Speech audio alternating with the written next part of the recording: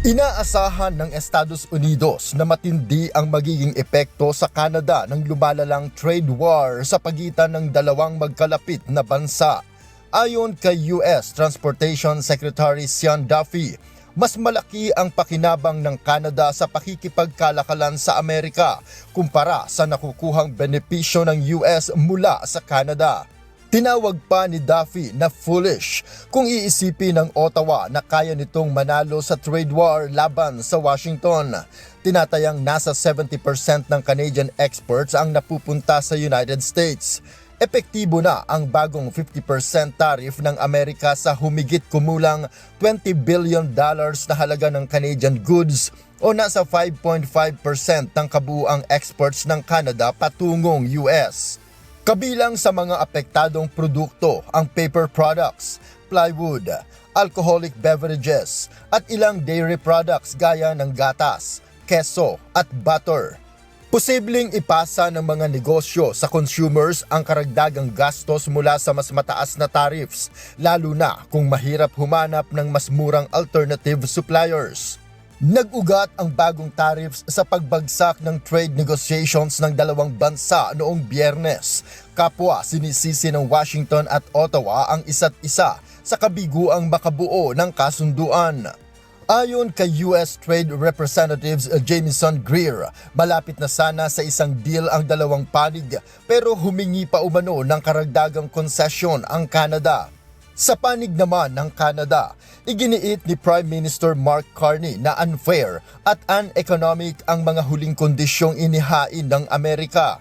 Dahil dito, tinawag na trade war ni Carney ang kasalukuyang sigalot at naninindigang lalaban ang Canada. Samantala, ramdam din ng ilang Canadians ang pag-igting ng relasyon ng dalawang bansa.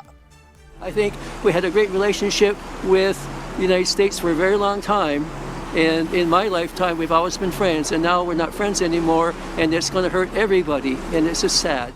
Tinawag ni Edwards na bully ang Amerika at sinabing hindi hahayaan ng Canada na patuloy itong gipitin. We have a bully in Washington, and he's just hitting us all with the big stick all the time.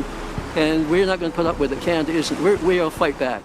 Bilang ganti, tatapatan ng Canada ng dollar for dollar ang bagong US tariffs simula September 8. Kabilang sa tatargete ng Canadian tariffs ay steel, dairy, appliances, agricultural equipment, pulp and paper, at electronics na mula sa Amerika. Nanawagan din ang ilang Canadians na suportahan ang sariling produkto at bawasan ang pagbili ng mga produktong galing sa US. We have the power. And it starts in buying food. If it's from the States, don't buy it. Samantala, wala pang nakatakdang bagong trade talk sa pagitan ng dalawang bansa ayon sa US Trade Representative. Nagbanta pa si US President Donald Trump na itataas sa 50% ang tariff sa Canadian cars, trucks at automotive parts simula Enero. Iginiit din ito na hindi kailangan ng Amerika ang Canada. Sa halip ay ang Canada ang mas kailangan ang Estados Unidos.